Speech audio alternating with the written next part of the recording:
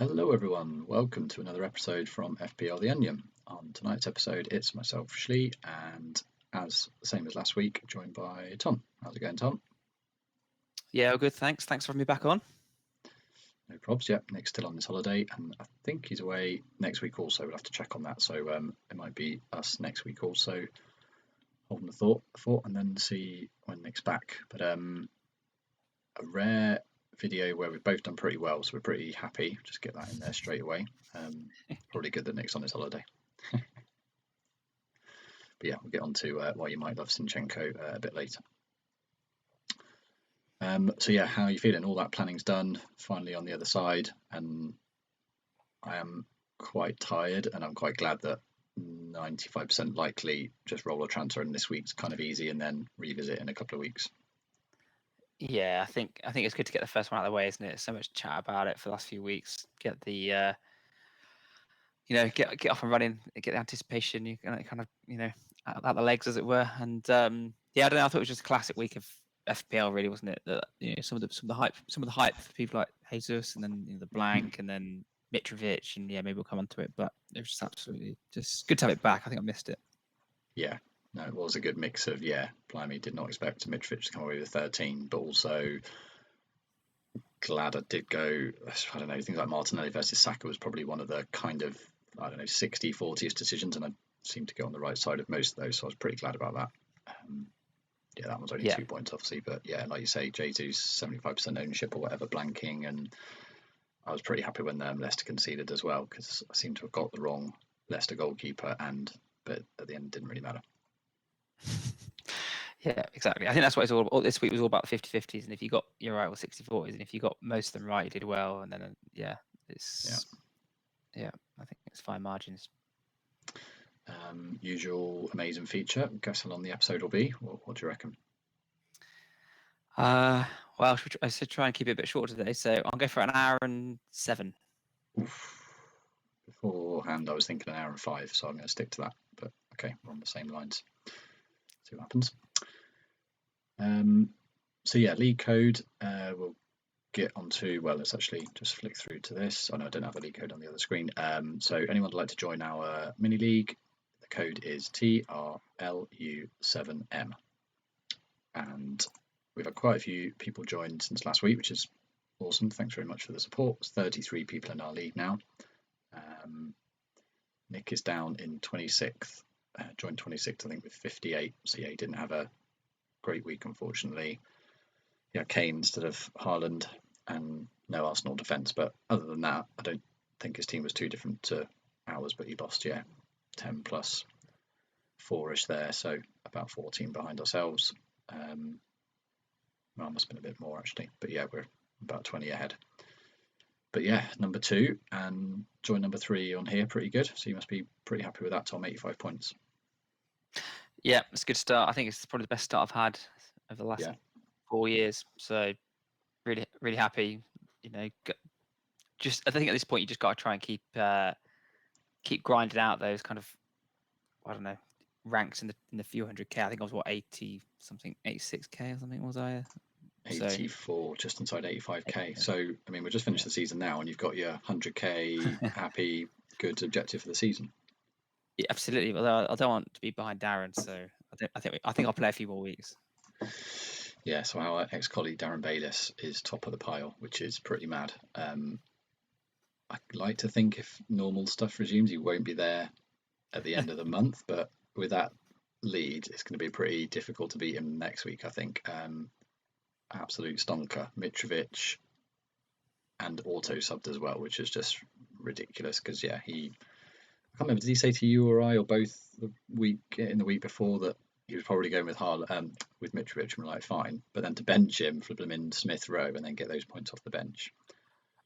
Yeah, I mean, why he had Smith Rowe in the team, I mean, I have no idea, but yeah, Mitrovic was bench for 13. I mean, yeah, what a dreamland. But yeah, it's classic. Obviously, when we're doing this, doing this episode, and of course we've got to talk about Darren's team. That's just how we would have liked it. So yeah, well, we can well done, there, Darren. I think that's well done, Darren. In all seriousness, that is amazing. But we'll also be quite interested to see how long it can keep it lasting, because I think he's like 7k in the world or something. So Nick did text me saying with my, what did I get, 311k, and he's like, oh, you never know what you can do from here, kind of thing. I was like, steady on, it's only 300k, but 6k for Darren after 1 week, that is pretty crazy, on the one hand. But then on the other, you look at this, and the difference of 6 points between you and I is 200k, so it is so tight. Yeah, exactly. You can't read anything into it. I mean, you're 1 or 2 players away from a good week or a bad week, aren't you? So I think at the moment, it's just about keeping with the pack. Yeah.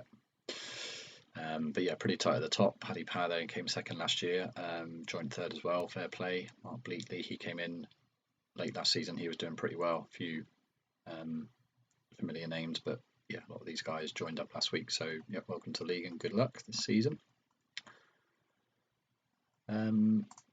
So we, as per usual, round up what each of our teams did. Yeah, your 85k game week rank, crazy good week, and it was, well, yes, I think Zinchenko was the big kind of returner differential that not a lot of people would have had. So yeah, talk us through it. Yeah, well, I think last week, it was Zinchenko versus Gabriel, and I'm still a bit worried about Zinchenko going forward. Tierney coming back obviously came off the bench anyway.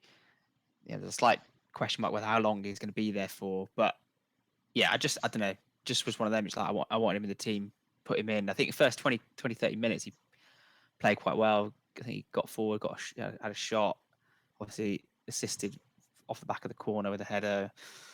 So I think overall defensively he wasn't that great from what I remember watching the game. He got beat a few times to out position, but I think a few people compared him to like a Cancelo kind of performance. I don't think he was anything that good. So I think some people have overstated it slightly, and yeah, obviously a lot of people jumped on him for next week. I'm not sure you'd do that if you've already got another Arsenal asset in the defence. You probably just think maybe that's just a crazy week. But yeah, no, it was good, good return. That was obviously Friday night. Him and Martinelli getting a return was great. Got me off on a good footing for Friday, so gave me a good feeling. First game I've watched the game as well, so it's really good. Yeah, those parallels at Cancelo, I think, were people talking about Arteta kind of pinching Pep's formation a bit, and he's this inverted fullback who's going to actually sort of go into midfield. I don't think he was quite that good. I don't think it was a brilliant performance, and I've seen a few discussions with Arsenal fans saying, "Oh, is he going to stay there? Tierney coming back, whatever." Where else? Didn't realise about Tierney. That's interesting. Yeah, so he came off the bench for the last like 15, 20 minutes from what I remember. For Zinchenko? I thought a bit. Yeah. Oh right, okay. Let me check that. I could be wrong, but because that many people are bringing in. Played, yeah. Okay. That many people are bringing in an Arsenal defender, but it is interesting if you were going to, who would you bring in? Probably Zinchenko given that haul, but but Saliba, everyone was saying Saliba, I don't know how you pronounce that, was like man of the match, and Gabriel still got his bonus point, so yeah, be quite tricky. Yeah, I mean, Saliba is 4.5 as well, isn't he? But obviously, where is he going to be nailed with White in there? I mean, but then by all accounts, he was very impressive. So is it him and Gabriel nailed down for those two spots with White kind of float? Because I think Tomiyasu is back in training now. So I think the Arsenal defense is a bit uncertain, and I'm preparing myself for a Zinchenko benching in the next couple of weeks probably. But I shall leave him in the team. I'm not going to swap him out. But I think Gabriel is the one that most people think is nailed of the back line. But I think I think you've got Ramsdale in goal, haven't you? So I guess you've covered that off that way, which is probably safer. No, I went Ederson. I've got Gabriel. Right, okay. But I'm just looking at their fixtures. They're good until like 9, so it's going to be hard to move them around. I mean, that Man U fixture at the moment is red on there, but we'll come to them in a bit. But that's not probably a hard fixture. Yeah, exactly. And then what else did you get there? So you didn't have double Liverpool defence. That was probably quite nice. And you had double City. Happy days. Yeah, exactly. I think I'd say all those 50-50 or 60-40s. I think Haaland over Kane was great for me. Not getting Robbo. I mean, Diaz, I know he didn't do a huge amount, but he did hit the post and had another shot, if I remember rightly, in the second half where, he could have returned, didn't, but yeah, fine. And then really, I guess, lack of Spurs. I mean, they won 4-1, but I didn't get punished. So I think that's the main thing, the main takeover from having 0 Spurs. I mean, I did talk about Kulu last week, but I probably only ever about 20% sure on getting him in. Obviously, didn't do it. He looked really good, didn't he? And he's the one player probably that I missed out on or punished me or whatever. But I don't think he was ever really in the team, so I can't really claim that one. I guess in a way you're hoping that Kulu does something next week because you've got Diaz and it's United in 3, but that switch would be quite interesting. Yeah, exactly. Yeah, so I feel like for the Chelsea game, I'm not going to do anything with Spurs, but then if they look good against Chelsea, then I might have to think about how I'm going to get some Spurs in. But then that's just that Richarlison thing, and surely Son and Kane are not going to get outperformed like that. Is he going to continue being that sort of flavour of the month? But yeah, his goal was pretty nice, wasn't it? Yeah, he just looked really nice. Look, really like classic player. Lovely touches, just popping around the box. He looked really on it. I thought he was, the player really impressed me in that game. Yeah. How then close were you to doing Kane instead of Haaland and doing the old hokey cokey? Not very close. I think what I said on the episode last week, I said I went from 10 to 30%. I probably didn't really get much more than about 30% doing it. I didn't want to do the transfer and have to do the transfer for Gameweek 2. So book it in. So I wasn't very close really. Yeah, okay, fair enough. Yeah, as I feel sorry to people obviously that went on the wrong side of that, especially Chris, friend of the show, did it last minute. He said, "Hey Chris, if you're watching, that would have been pretty brutal." As he's a Spurs fan also, so I don't think he captained him, but yeah, that as well. Yeah, going the wrong way and captaining would have been pretty brutal. Yeah, exactly, and that's the thing. Talk about Nick's score and our score, but it's pretty much just a couple of players, isn't it? That's all it is at this point. So, obviously it worked out for me, so it's great. I think that's the reason I got a good score. I got most of them right, so next week I'll probably get more wrong. Okay, my team looks like this. Yes, we both had double stick defence. We both had James, both had an Arsenal defender, but you obviously gained 5 points on me with Zinchenko. Both had Martinelli, both had Haaland. So it was pretty much the Zinchenko difference that was the difference. But yeah, if you're going to get an assist and a clean sheet, then that's going to get you double figures. Lovely. And then the big difference is, I suppose I had, Robertson said Diaz going to counter the other point. Double defence was pretty annoying for Liverpool, but just have to see how that goes. Yeah, not going to change that yet, but that would be the maybe obvious way to get cash if Liverpool don't keep 2 clean sheets. Downgrading would be an option, but they're like 3 and 4. Bournemouth at home, Newcastle at home is really good. 4 and 5. So it's going to be a bit tricky to know when to move them. But yeah, exactly. I think that's it. I think you got to triple Liverpool, haven't you? But you just got to pick that. Picking that third one, is the difficult bit. Yeah, we'll come on to Darwin, I'm sure, but Darwin Nunez looked ridiculous. So if he's going to start, and you probably want to get him in before Champions League starts, what was it, between 6 and 7? But then there's a midweek game in 5. So game week 4 is the last kind of week-to-week games we've got, and then it really compresses the schedule. So he did look great, but if Firmino is still going to be around, are they just going to share minutes? Tricky one. Yeah, absolutely. Should we just run through the games then quickly, sort of one by one, and just pick out players we're thinking of and any observations we can remember? We both watched all the highlights, I think, but no sort of more than that.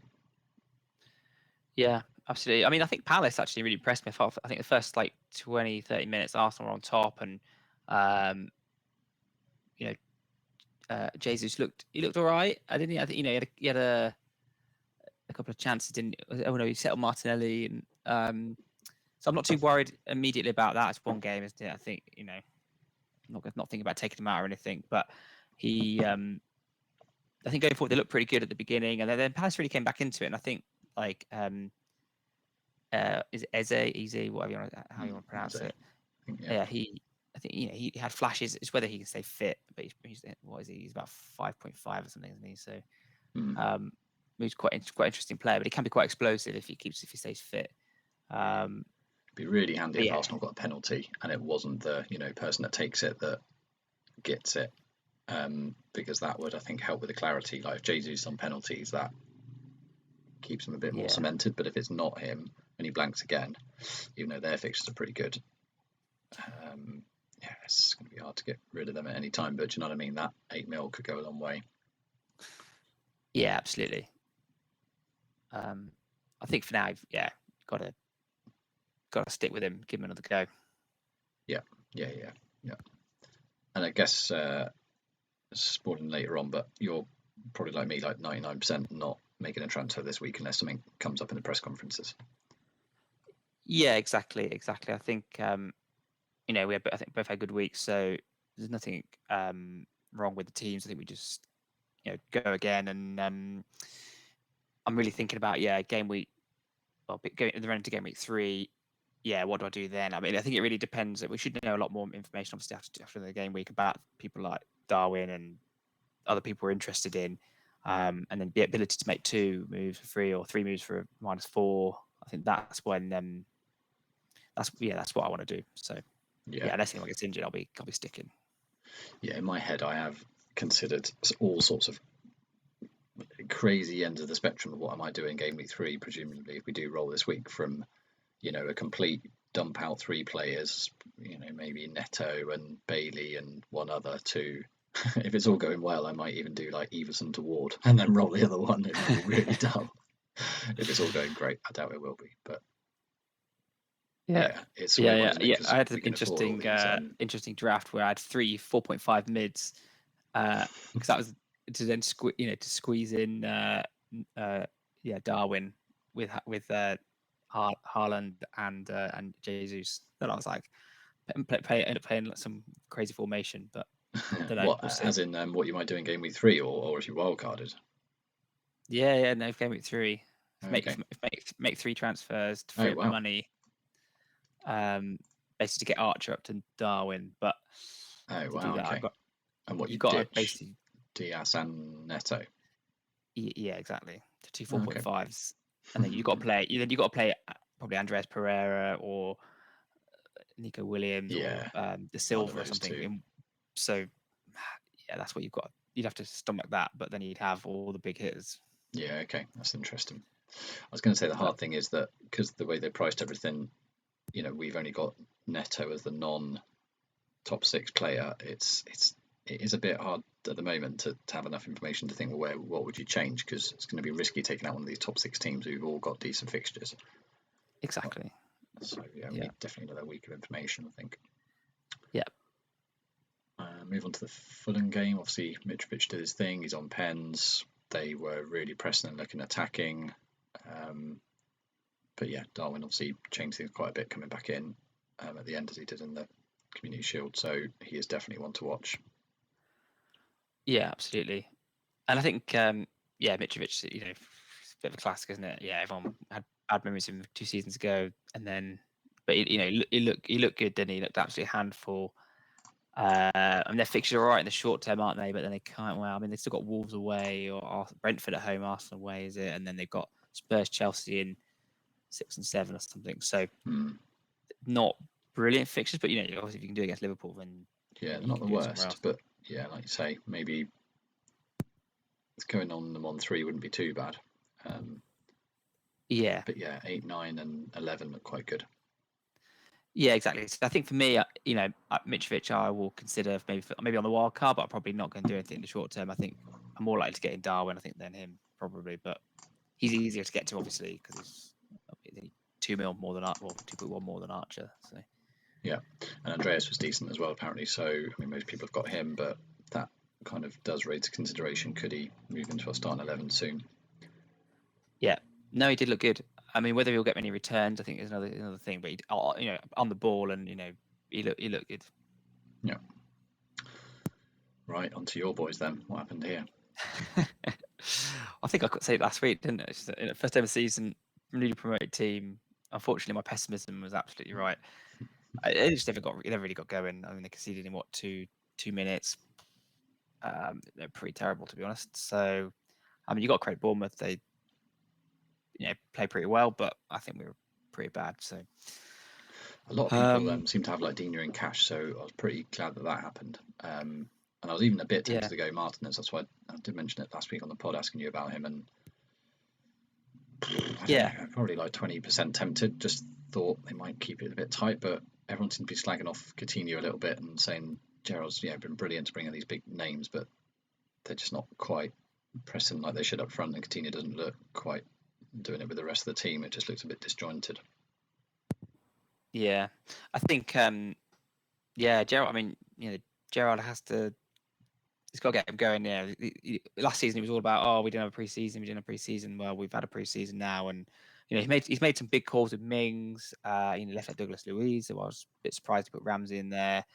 Nothing against Ramsey, but I thought he would stick with him. In fact, he started Ings over Watkins. So he made a few changes for that game, and it didn't look good. It didn't look very good, really. So I think I presume Watkins is going to come back in for the Everton game, and the comments about Mings were a bit surprising. I guess that you'd air that in public. I thought that was interesting, but I think it was pretty bad. It's I mean, if they don't beat Everton, or get look better in that game. I think maybe the expectations are a bit high, possibly, but I think their game against Bournemouth was pretty poor. Everton next week, that's going to be a real test. If you lose that, that's going to be a bit worrying, isn't it? But they also didn't look good. Yeah. So it's going to be, if you're going to play anyone next, you're probably quite happy with the fixture. Yeah. I think it was 2 set pieces that were around undoing, or so perhaps we'll. I mean, Everton haven't got many attacking players. I know they've probably got all central defenders, so maybe we'll not concede from set pieces against them. Yeah, I think did they play? I was joking with Nick. They were going to play Dele Alli up front. Maybe did they play Gordon up front in the end when TCL got injured? Yeah, they really are right, aren't they? Yeah.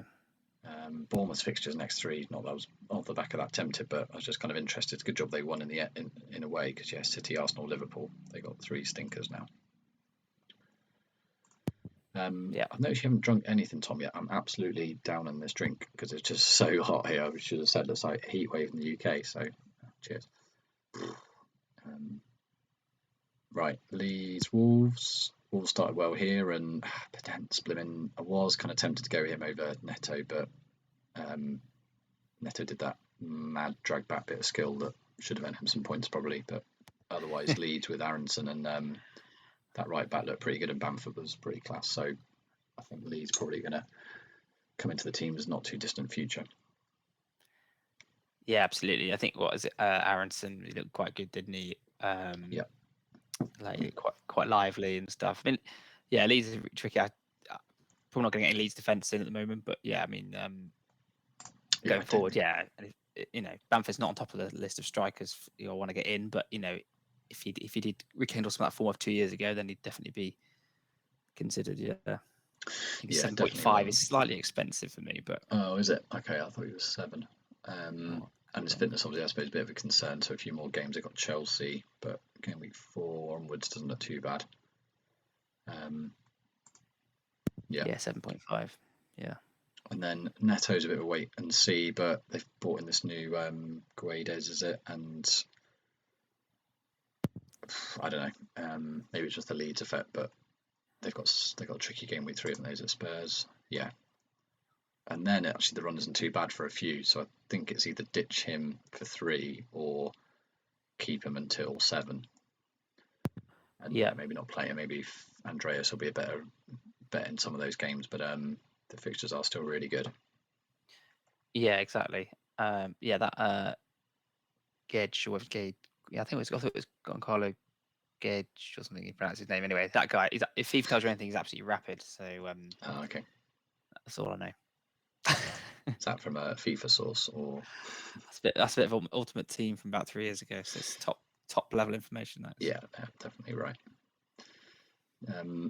I'll be honest. All of these games so far, although I have watched the highlights, I can't really remember much of them because I was so either a bit drunk or tired when I watched them. But this one I do remember. Newcastle just looked amazing, and I don't know whether it's just the St James's Crowd in the sunshine, or Forest are not very good, but Guimaraes looked amazing, and obviously Share's goal's a bit crazy, but Target and what's his name at right back just looked brilliant, didn't they? Trippier, yeah. Thanks. Yeah, no, they did look good. They should have scored more, shouldn't they? They should have won that probably 4 or 5, I thought. And they did look really good, yeah, and particularly Bruno, Guimaraes, whatever his name is. But even like Willock, I thought he played well, and they look good. I think that's maybe it's something. What did I miss from Gameweek 1? Yeah, I didn't really have any Newcastle. Maybe that's something I did miss, but apart from Liverpool, my defence returned, so I didn't miss him really. But obviously, like Darwin, double Newcastle defence. He did, yeah. Their run from 6 is one of the reasons why, and I'm nowhere more than 10% tempted with any of this, but wildcarding in one of those weeks would be good. To Champions League will be by then. Top 6 might be hard to invest in. They've got 4 lush home fixtures, and they just look brilliant at home. In 7 game weeks, so that would be a reason to do it around then, or in game week 8, and maybe get double them. Yeah, definitely. Yeah, I think 6 looks quite good, doesn't it? I mean, Liverpool, Chelsea playing 8. What's it? Arsenal? They're pretty good actually all the way. But yeah, I mean, Newcastle definitely a team to watch. In Europe. It's new signings to bet in. Guimaraes looks amazing. Yeah, could be interesting, but their fixtures are pretty crap before that. Well, apart from this week, Brighton could go either way. Yeah, exactly. Spurs Southampton, we've sort of touched on. Son's assist wasn't in from a corner. I'm sure on the commentary I heard it was a corner, but he just swung it in from open play, didn't he? I think. Yeah, that was the Dyer goal, wasn't it? Yeah. He just swung it from open play, and Dyer stooped and glanced it in. And then I mean that one. Mess is pretty crazy, isn't it? And frustrating.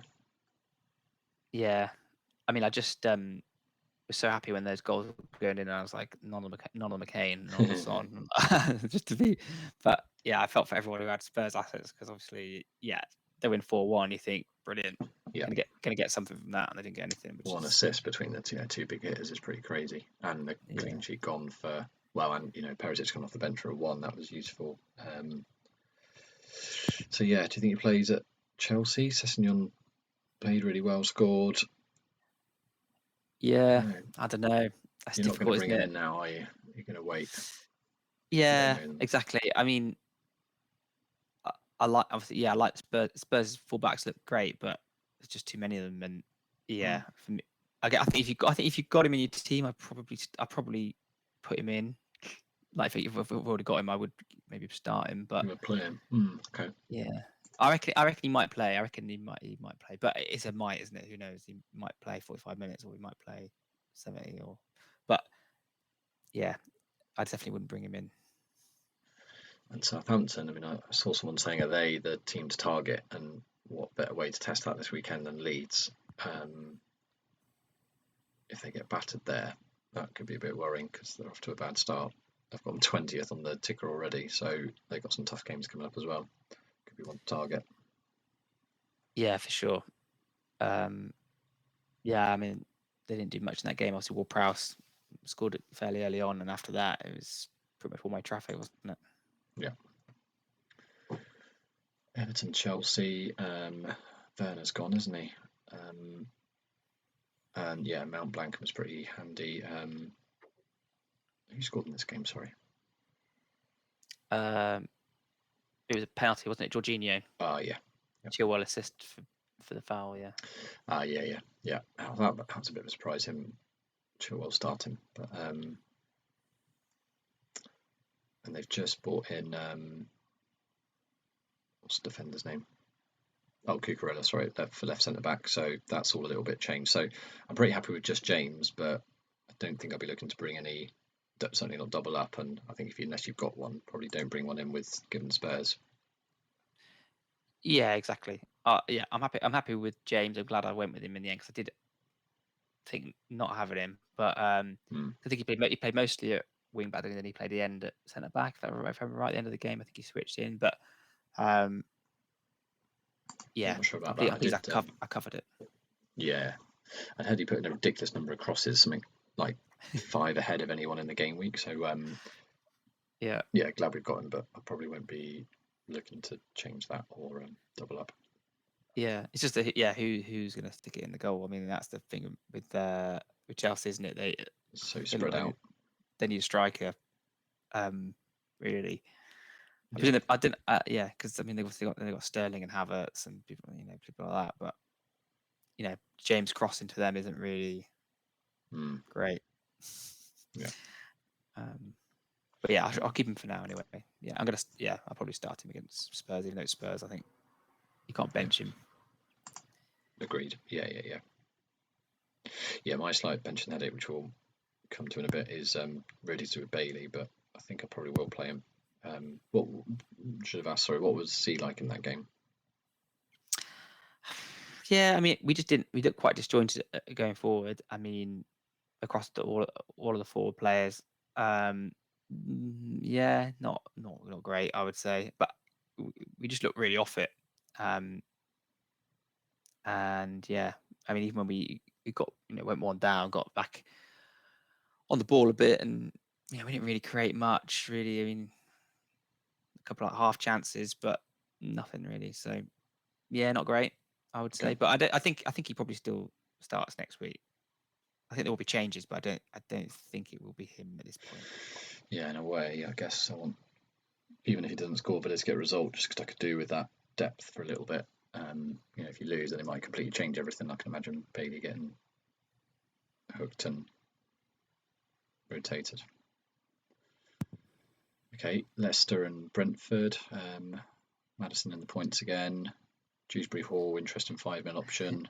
Tony scored. Obviously got a few points in this game. Yeah, it's a good game actually. I thought Leicester really good for an hour. Dewsbury Hall was good, nice finish. Maddison looked good, but then they kind of imploded a bit in the last kind of 20-30 minutes. I mean, he had Silva popped up for people who'd taken the punt on him, but that was quite great for a 4.5 to get a return there. But I'm not sure many people had him in the starting lineup. But I think it's interesting to see what happens with Brentford. Second season syndrome. I mean, I like Thomas Frank. I think he's a good manager. Get him playing, well enough to stay up probably. But is it they're bringing in Damsgaard? As I heard just before we came on. I saw that. So that's interesting. I think Leicester look good going forward, but frail at the back. He builds a bit of a wonder kid then, Damsgaard. I don't know. I had him in the Fantasy Euros last year, and he did well for me there. So that's my bias. But yeah, I think so. I think it's meant to be pretty good. What their fixtures like? Leicester's, I thought they were quite tricky after that initial week. No, they're quite mixed. Got Southampton in 3. And United, so they're kind of a bit polar, aren't they? The away games are quite tricky, and the home games are okay. Yeah, exactly. I think I'm not looking at anybody just yet from Leicester, but yeah, I thought Maddison looked good, but would I pick him as my 8 mil midfielder? Probably not at this point. I think there probably other options that go first, but they got really nice fixtures from 9. Another team that might come into it when people have got Europass. Obviously, Leicester haven't. Yeah. Interesting to see what happens to that for fun and stuff. If he just leave or stay and whatever as well. But yeah. Right, Pascal Gross game then. It's just pretty mental. Yeah. Wow. Is he 5.5 or is he 5? He's 5.5, I think. I did one of those funny things where I listened to about 2 minutes of a 90-minute podcast from last week, and someone wrote in and said, "Oh, how about Pascal Gross?" And they just instantly dismissed it. Fair enough, but I think he had quite a good record against United. I read somewhere. Yeah, he does. I can't remember how many he scored, but it's something ridiculous. Like he scored more goals with Man United than any other team or something. Right. I mean, their fixtures are pretty good now. Looking at that, Brighton, Newcastle, Leeds at home, Fulham at home. Sorry, Fulham away. What's the next 4? Actually, then in the next 6, they got 4 really good ones. Yeah. No, absolutely. I mean, yeah, Brighton look good. It's who would you pick out of that lineup? And the fact that they sold their two of the best players in Basuma and Cucurella, and the look. But again, Graham Potter gets them organised. He had a game plan. They just completely took United apart. It probably was one of the worst games Ten Hag could have started with because he just couldn't compete with Brighton. Really good. Tactically, yeah. And sorry, did you say gross is 5 mil or 5.5? 5.5 for gross. Okay. It's a shame if it was 5, then switching 4 might be quite good. Maybe 1 week too late, but okay. And Nick, he did have Rashford, unfortunately, so going to keep him for a bit, but it just looked a bit of a mess. Yeah, exactly. I did think about Rashford, but I mean, from what I remember in that game, he missed a couple of chances as well, didn't he? I mean, not saying they were the easiest chances, but he didn't look brilliant. And I think we've got to see a few more games of United before I think about putting them in. I mean, I know they've got some pretty good priced players, but they were pretty bad in that game. I know people about Dallo, and he looked good going forward. Score then. It was because I think it was given to Dallo originally, wasn't it? But was it an own goal in the end? I can't remember. I think it was, but it was one of those strange one where because there was an own goal with no assist, can't quite remember what happened. But then Brighton, other than Gross, didn't really get any bonus either. Did Aaronson get like 1 bonus from 18 BPS or something silly for having done nothing? It was one of those strange bonus games. Classic. Yeah, I think the first thing that popped on BBC was Dallo, and I was like, oh, Dallo scored, and then it taken away from him, so I guess that was good. But I don't have him. But if you had Dallo, you're probably quite annoyed.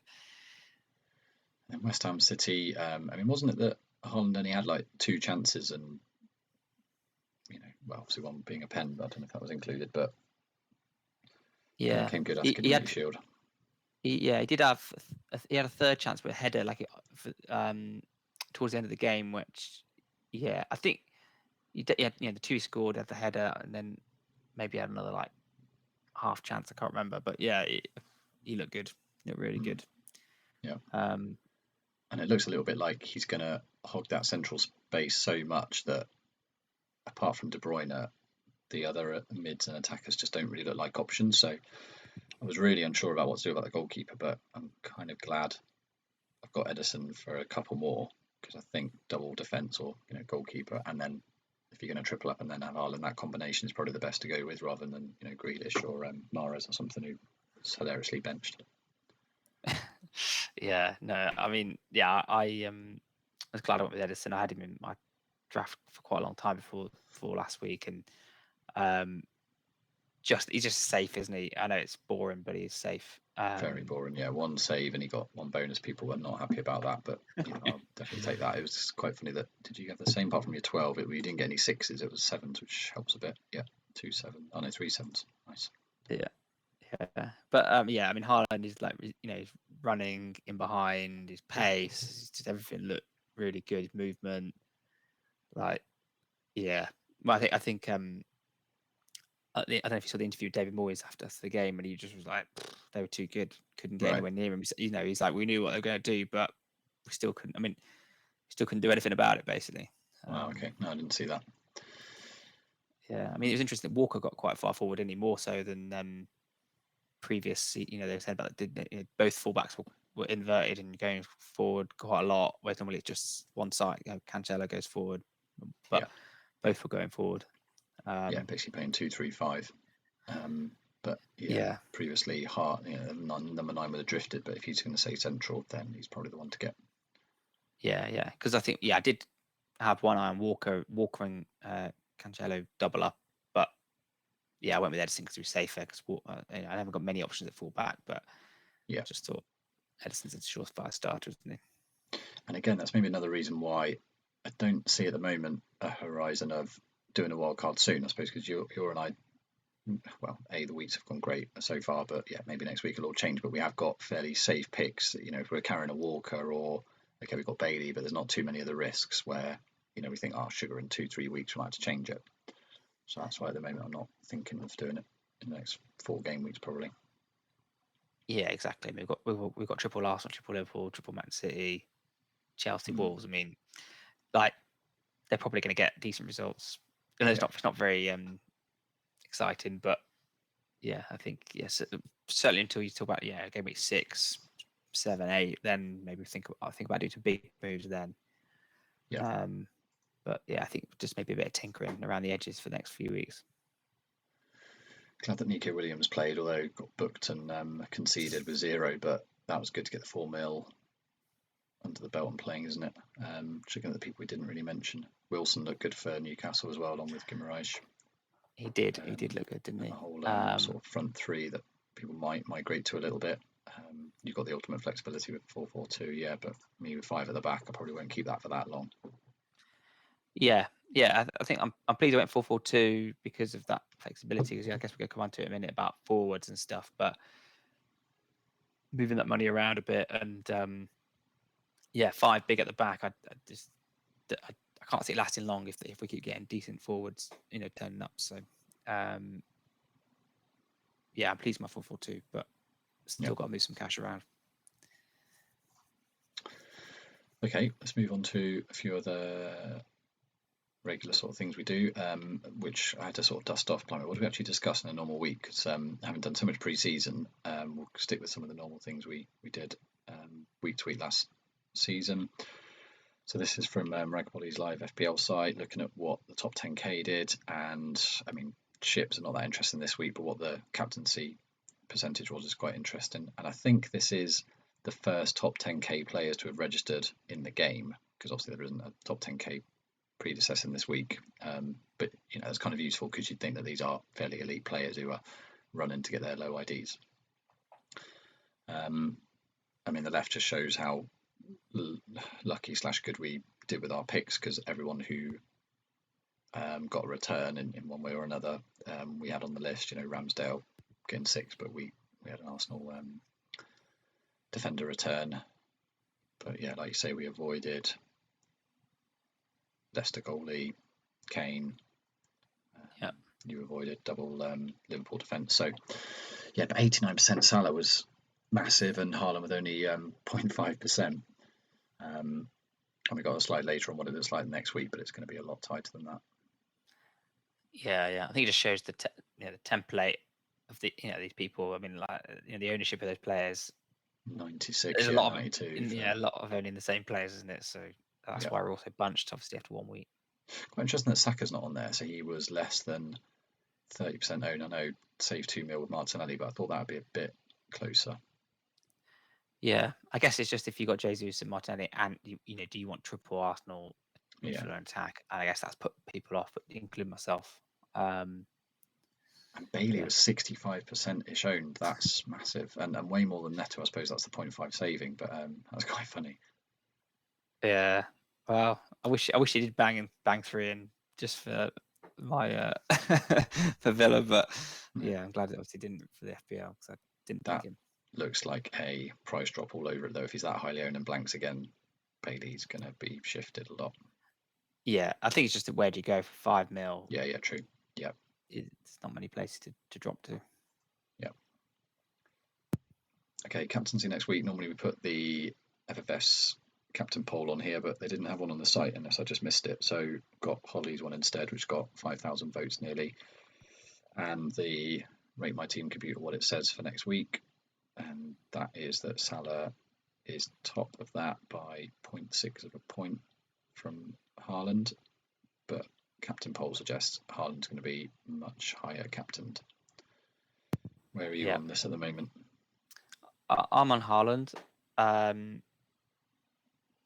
don't know. He just looked really good. I know Bournemouth play well against Villa, but Villa were poor, and it's I think City will take them. It's at City as well, isn't it? So I think they'll take them apart. To be honest.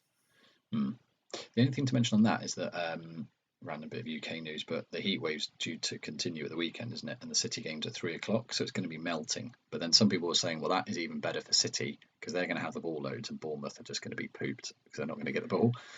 But it's just a little micro thing that people were talking about, which is interesting. Whereas the Liverpool game's on Monday night, it's probably not going to be as bad, and I think the heat wave's over by then. That's interesting. That's the kind of detail that I don't know. I don't normally pick out. I mean, it's warmer in Bournemouth. Ash, they're used to it down there. It's fine. Yeah. It's raining in Manchester. It's always raining in Manchester.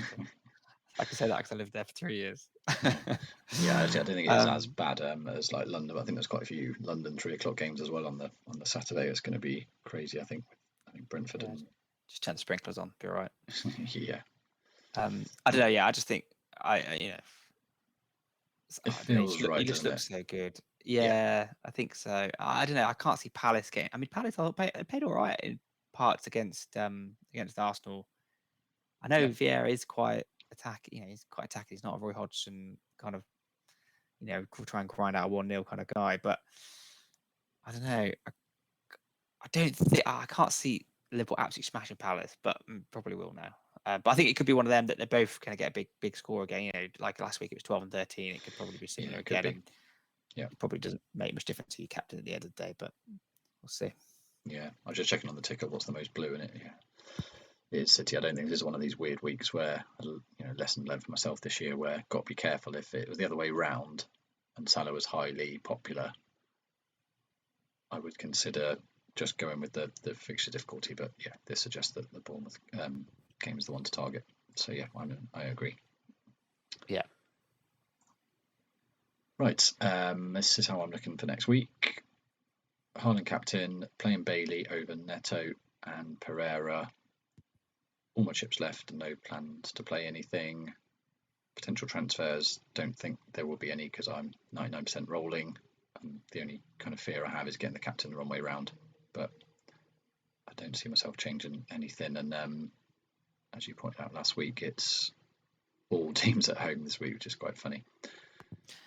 Yeah, absolutely. Yeah, I know it's the same in mine. Obviously, it's why I've got pretty similar teams, but yeah, all away last week didn't seem to do too badly though, and all at home this week. Yeah. So there's not really much to say on that. I think obviously if there is an injury or press conference news or anything, that would sway things a little bit more. But even then, that means excuse me, maybe just bringing in Neto instead, or even Pereira. I might not be too bothered about that, and just having those 2 frees for next week would be quite powerful, I think. Yeah, I think unless it's one of your big hitters that goes down, then I think if Bailey went down, for example, you just play Neto, wouldn't you? Yeah, that's true. So yeah, that was nice and quick. How about yourself? Yeah, pretty much the same. I think this is exactly the same team I put out in Gameweek 1. I'm going to do the same. Do the same for Gameweek 2. Exactly the same order, apart from switch the captaincy to Haaland. Yeah, I mean, same. I've got nothing in the bank. Got a free transfer, but I'm probably not going to make any transfers either. And yeah, captaincy, but like it's one of those 50-50s. I think they're probably both going to return. Yeah, as I mentioned, Zinchenko, he was Tierney. I don't know if Tierney's going to start because they're managing his minutes a bit as he comes back, but that is probably a bit of a worry going forward if he's going to get, or is he going to slide into a different position of the team? We don't know. But other than that, yeah, the team was good last week. I'm just going to roll them out again. So is there a chat that they might put Zinchenko in the middle? What was it? They were playing a middle 3 of Xhaka, Odegaard, and who was sitting? Partey. Thomas Right. Partey. Yeah, I mean that. Well, yeah, exactly. That was some of the chat, wasn't it? That he's going to slot in there. When they signed him, I think it's all about him playing in the midfield.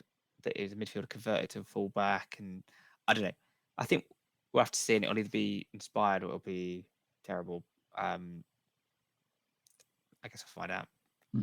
But yeah, for now, I'm sure not going to swap him over. I think he'll probably start for next week.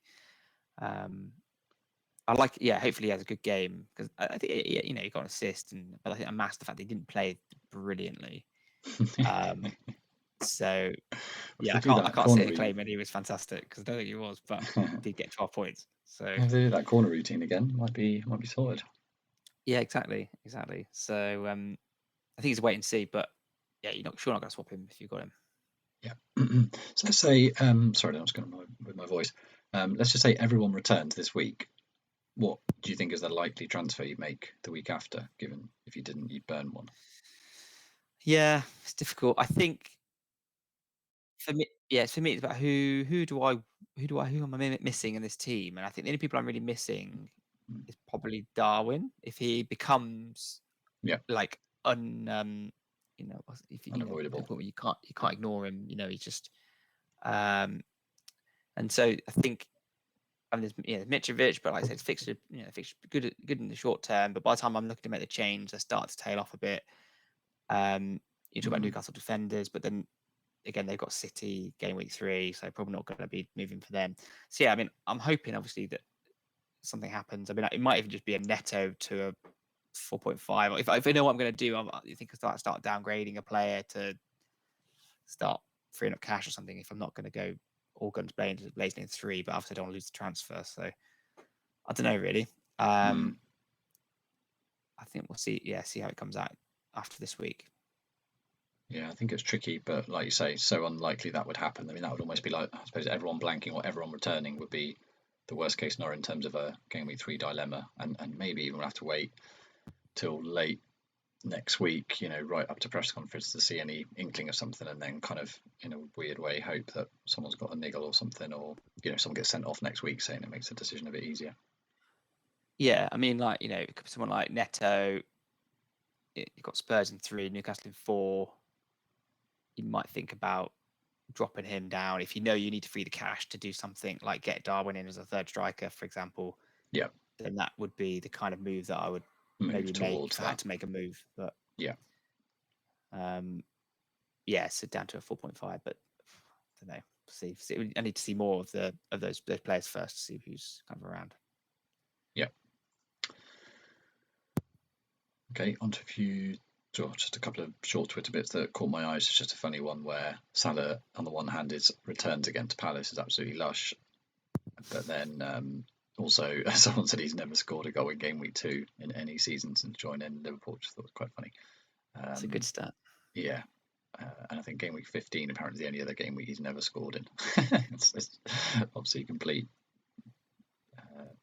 non-stat really, but it's quite funny that people were actually able to prove these things. Wow. But yeah, that return against Palace is ridiculous. I mean, one of those, I'm thinking, was it the 16 pointers when he came off the bench and got, what would have been like 2 goals, 2 assists or something stupid in like 20 minutes. It was one of those where I remember where I was. I can't remember exactly what he did in that game, but I remember he came off the bench. Yeah, and here's me saying they're not going to get smashed by Liverpool. They might be, maybe they will, but it's difficult, isn't it? I mean, picking between them is really tricky. If you captain Salah, I mean, it's a good decision, I think, too. And maybe this is also a little bit. I mean, had we had a bad week, do you think you'd be more tempted to go Salah? Is this partly us? We've had an okay week. We want to consolidate a bit and go with what is probably the favourable captain. Is there a bit of that? Do you think? Maybe. I don't know. I just thought Haaland looked good. They, I don't know. I just think he looked, bang at it. Yeah. I mean, Salah did all right, but fixtures maybe look better for Haaland, and perhaps his performance was better perhaps in the first game, even though he's against West Ham, who obviously a pretty strong team. So yeah, I think for me, I just after watching that, I'm like, just got to go on him. Yeah, I think there was a bit of chat as well about Salah being quite wide in that game compared to others, and it was only because they were chasing and because Darwin came on, he had to sort of get in the box, and then obviously sort of combined on the penalty spot pretty much for his goal. But maybe his role's changing a little bit, and until that settles down with who actually plays. If Darwin's is the starter, maybe fine, but if it's Firmino, maybe he's not as effective. Yeah, I think I had some chat also.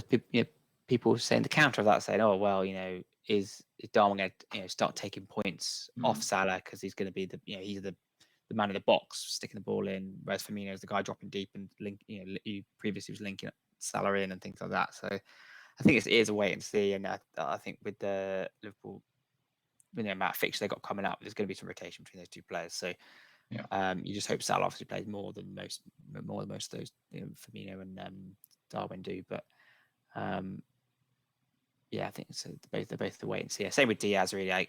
He didn't look that bad. He had a couple of chances at the post. He had a chance, on another day he could have had a couple, and I'd have been sitting there saying what a brilliant decision that was to get him in. But he got a 2-pointer, so yeah. And then I thought this was quite good, which was a breakdown of what teams actually did in terms of the subs and when, well, less of when they made them, just how many they made. And probably quite happy to read on the screen share, but the result was the mean number of transfers teams made was 4. Which I thought the week started a little bit weird, where maybe after the 12:30 game on Saturday, no, Liverpool made 4, they made 3. I thought there was a bit of a thing where, like, oh, people were over egging the 5 subs, and actually clubs aren't going to make anywhere near 5. But yeah, with the mean of 4, that's obviously more than they would have done with the old rules. And I mean, Leicester and Wolves only making 1 each is a bit strange, but everyone else did 3 or more. Yeah, it's interesting. It's interesting how many were before 60 minutes. You know, there were a few there. Yeah. I mean, Everton's was injury related, wasn't it? West Ham, not sure what that was, but true. Yeah, I think Liverpool was at Thiago went off, didn't he? Oh, okay, yeah. It's one of theirs. Yeah, but yeah, I mean, it's interesting. Yeah, Man City made 5 after complaining about, and Klopp had made 4 after all the complaining they did about subs for the last year and a half. Yeah. So I suppose that's sort of like bench security in a way, but then also for people like Perisic, maybe it's a bit of a risk. It's one of those maybe to wait, as we've said. Yeah.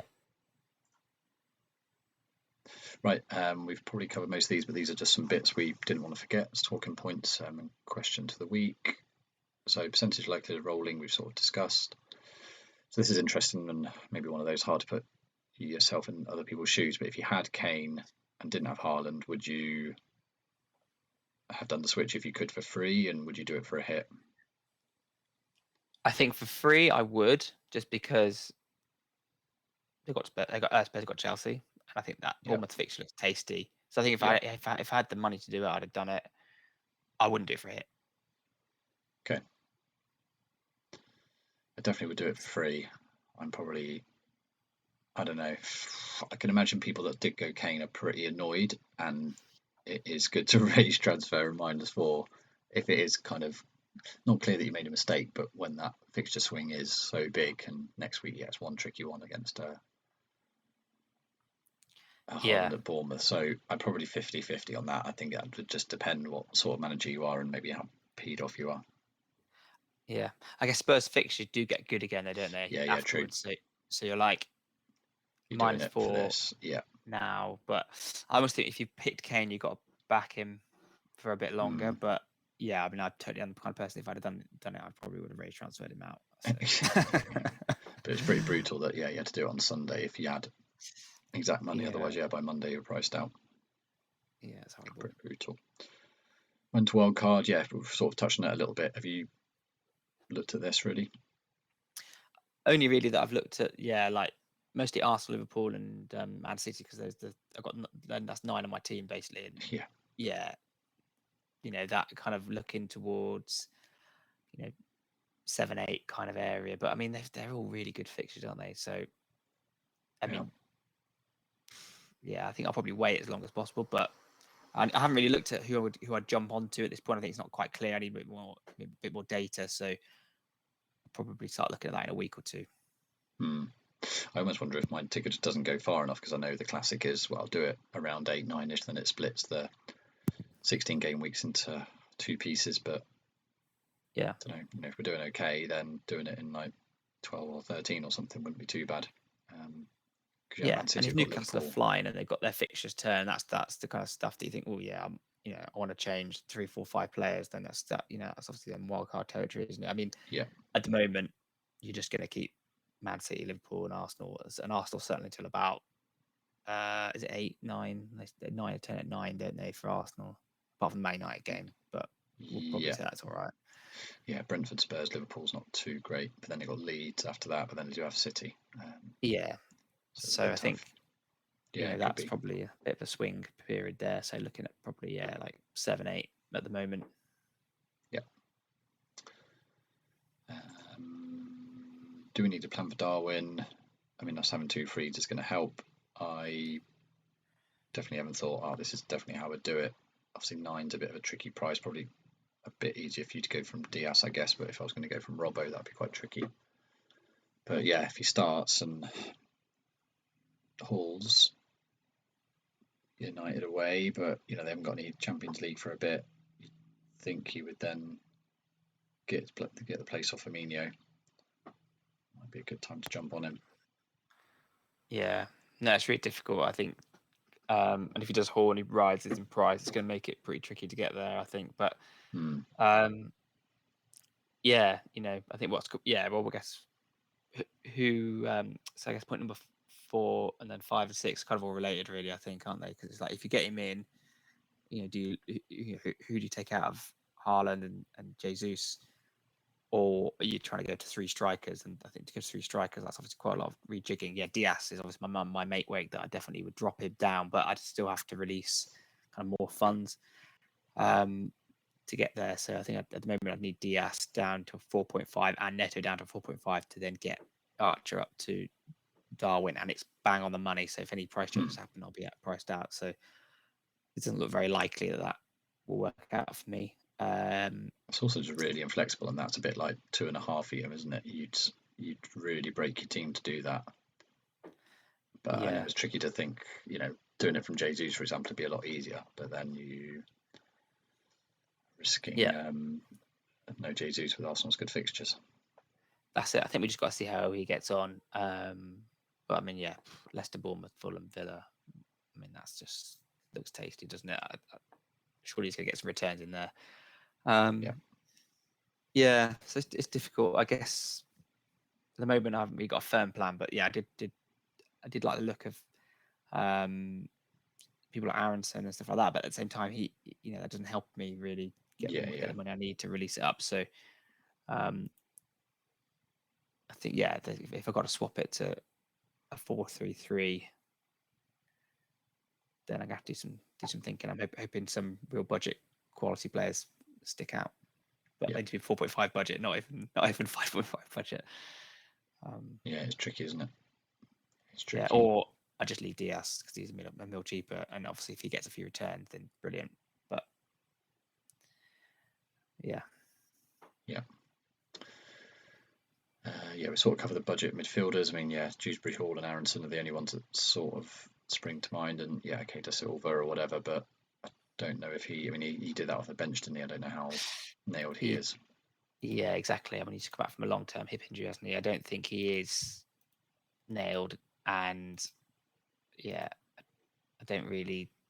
I don't know. I'm not confident that I could go with him as a 4.5 and rely on him. So, KDH, I think is 5 million. He looked quite good. Lovely goal. Aaronson's 5.5, and you got people like Gross who's 5.5. But it's tricky at the moment. I just think we need a bit more data, so that's why I'm gonna stick it. But if I do well next week, or if I don't do well next week, what am I going to do with my free transfer? That's going to be a difficult decision what to do. Yeah.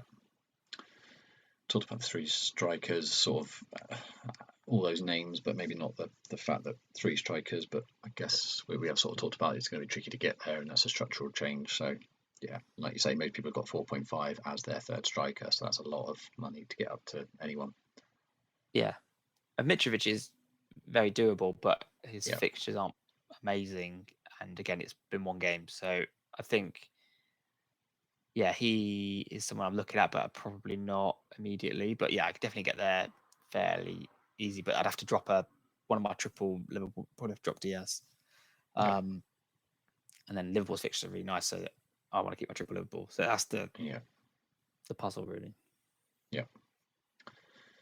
And then we've mentioned the heatwave, which it is roasting in here. I think that's why this is where Nick would normally tell me that he's noticed me yawning about 3 or 4 times, but I'm putting it partly down to the heat. It's so hot in here. I'm pretty shiny on the forehead at the moment. Do we move on? That's actually almost the last thing. Yeah, I think that's it. Just about to lose my 103 though. Just about to take over, but it's fine. I think you said 105. You did. No. I thought you went 105. I went 103.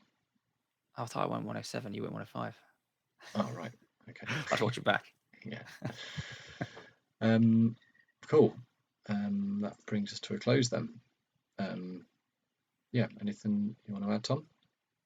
No, I think that's all good. I mean, I think for people who it's easy to sit here when you've had a good week and sound smug about it, but I think if people pick their team and they